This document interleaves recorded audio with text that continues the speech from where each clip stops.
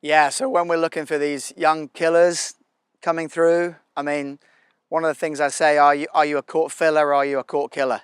Are you just occupying space or are you really going to be the champion that you think you can be and perhaps we think you can be in the team? So I remember working with Jack Draper the first time I saw Jack. His mother brought him to me and said, look, I think he's pretty good. And I was like, well, he's still pretty young. This guy turns up at sort of 5 or 6 years old and looks at me and sort of checks me out. I thought I was checking him out. I thought I was giving him a trial. He was definitely giving me a trial. So even at that young age, 5, 6 years old, I felt like most sessions was a bit like a job interview. I felt the stress of that, like I have to be good enough for you. And I will always say thank you. I'll always be very grateful for the pressure that Jack put on me for about 10 years. I think in the end we started to get a bit more relaxed. Of course we did. But there was definitely that sense of, look, this is serious to me. Welcome to CoachLife.com. My name is Peter Clark, I'm the founder. Thanks for visiting our site. I'm a former pro player. I got to 229 in the world. I spent 2 years traveling the world shooting content with the greatest coaches of all time. The junior coaches to players like Carlos Alcaraz, Novak Djokovic, Iga Swiatek, Taylor Fritz, Coco Gauff, Jack Draper, and many more. You'll find all these great coaches on the site. We have 34 of these coaches on the site. We add one new coach every month, and it's not just tennis coaches, it's tennis-specific experts in footwork. We have the world's leading tennis-specific footwork specialist, Dave Bailey. He spent the last 15 years developing the Bailey method. You can check out his profile and you'll have a fully downloadable program that you can follow, a daily structure where you can follow along these exact moves. We all know how important footwork is, but it doesn't stop at Dave. All of our coaches talk about footwork in some degree of capacity. It's the most important part of tennis. At that famous quote from Roger Federer, the best players are the best movers. We also have a full tennis-specific strength and conditioning program that you can follow each day from the world's leading strength and conditioning coach, Dean Hollingworth, who is the junior fitness coach of players like Alexis Galarneau, Jeannie Bouchard, who got to number 3 in the world. We also have a full tennis-specific sports psychology course from the world's leading tennis-specific sports psychologist, Anthony Ross. He was a former Wimbledon player and is a PhD in sports psychology, and he's worked with players like Ash Barty, former Wimbledon champion and 3-time Grand Slam champion. We also have a French neurovision specialist who's worked with players like Louis Boisson and Grigor Dimitrov. We have experts in nutrition, racket customization, different categories for transition, strategy, developing weapons, parents' advice. Really want you to have a look around the site. You might come onto different areas of the site like the forehand or serve, and you'll see that there's 28 videos on the serve. Let me tell you, all of them are different. They cover different aspects of the serve, the first serve, the second serve, pinpoint, platform, slice serve, kick serves, topspin serves, different common mistakes on the serve and how to fix them. Each different video is unique or different. It's the same on the forehand. I'm a big believer in situation-specific technique. It's always been my philosophy. You'll find on this site, most of the coaches believe the same thing. It's having a different technique for each different situation that arises on the court. So I hope you enjoy CoachLife.com. Feel free to reach out with any questions.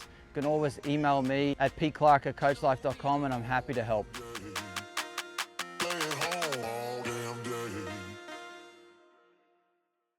Are you going to be good enough every session? And so that's something I've always taken with me since then. And I want to feel that pressure. I want to feel like the player owns their journey, and Jack definitely owned his journey from early doors. And I'll tell you a little bit about Joe Salisbury, of course, former world number 1, 5-time Grand Slam champion. A lot quieter, a lot more introvert, but you could definitely sense his intensity, his urgency, and his desire possibly to be understood.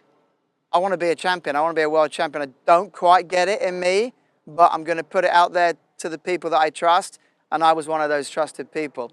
And I definitely got that vibe from an early age, and then you start training. As we're going to see, we start training a little different with those guys that really want to take it on. Yeah, what I'm looking for in a player that I really believe I can help the most is that eye of the tiger, that real hunger in a young player. And I don't care where it's come from. It might have come from birth, it might have been we talked about around the house, or someone might have picked up a racket for the first time, and then when I see them I can just tell there's a glint in their eye, there's a sparkle about them, they're like ready to go, and they almost look at you like, oh, thank goodness I met you. I really want this as well. So we're looking for someone that, yeah, has got that spark, has got that real edge to their personality, because we're not talking about normal people. Normal people do not become world champions. Normal human beings do not do this. We're looking for the freak athletes, the freak enthusiasts about tennis, the kids that know everything there is to know.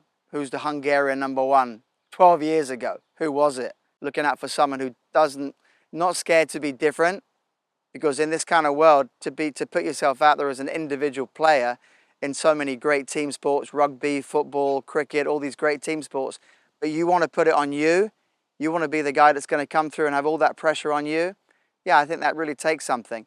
So when a young player comes to you and they identify as a tennis player and identify as a sort of wannabe professional tennis player, they need to be in the environment of someone who really, really believes that along with them.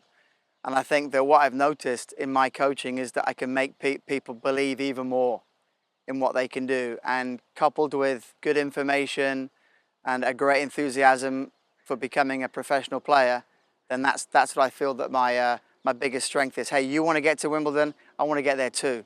If you want it and you say you really want it, then we've got to go. We've got to go all in. It's going to be early mornings. There aren't going to be any excuses. And the thing is, working through this age group, there's going to be some tough times. There's a lot of developmental hormones that come in, and there's going to be things that are going to frustrate you as a tennis player, young tennis player. We can't be normal. I can't stress that enough. Normal is getting upset when you miss a ball. We can't be normal. Unless you're going to prove later on that you're good enough, that you can handle that. But we know how few players there have been through the history of great tennis players that have been able to handle their emotions when they've just lost the plot completely. If you're really interested, then you get upset. If you want to be #1 in the world, you don't get upset. You work with me, we solve the issues, we work on stuff, and we come back stronger. It's a tough, tough world out there. And I say to a lot of the British players that I work with, hey, what would the little guy in Chile be doing right now? What would the little guy in Argentina doing right now? What's the kid in Australia doing right now? Because they're the ones that you're going to be competing with in 10, 15 years' time. So you better be better than them at this stuff. And that's what my focus is. My focus is on trying to get the very best out of this athlete emotionally, physically, technically, and tactically. But I think the emotional side is probably the toughest. But really, it's about character. It's about competitiveness. And it's about whether or not he can learn to be a performer. So character, competitiveness, and performer. You need to have a certain robustness about you as a human being. Everyone can hit forehands and backhands, but can you get into the top 100? If you're going to try and get in the top 100, you had better have this crazy, relentless, marine-style character. And you need to better enjoy being center stage. This is a big space to fill, even for a 6'4", 6'5" athlete. When I've got a 5'0" 12-year-old and he can fill his space and he owns his territory, then I think I'm onto something. And someone like Jack Draper would have turned up, no bigger than me, 7 or 8 years old, and sort of looked at me in the eyes and said, right, come on then, I can fill this court space, show me what you got.